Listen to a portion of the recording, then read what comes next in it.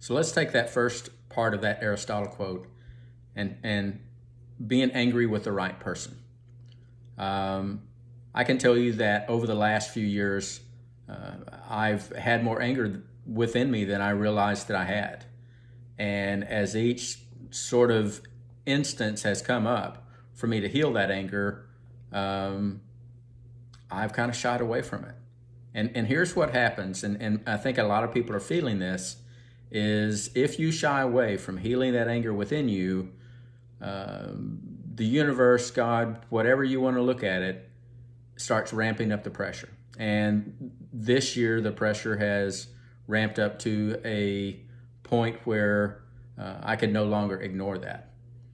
And by releasing a lot of that anger within me, my life has started to balance out a little bit more. And I start to see things differently than I did before. And it's enabling me to reconnect with family and friends that that I've probably held at bay in some ways, and been kind of a hermit because my anger separated me from others, and it even separated me from myself.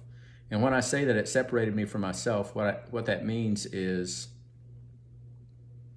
the part of myself that I know to be me, which when I'm centered, I'm very happy and I'm optimistic, and I think I'm a good influence on others. But when I'm angry, I'm not those things. And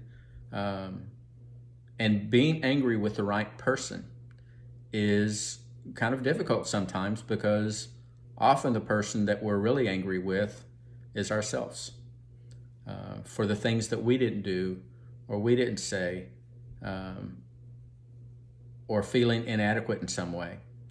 And so being angry with the right person can sometimes be really difficult, because let's say you're out on the highway and you're angry at the person in front of you.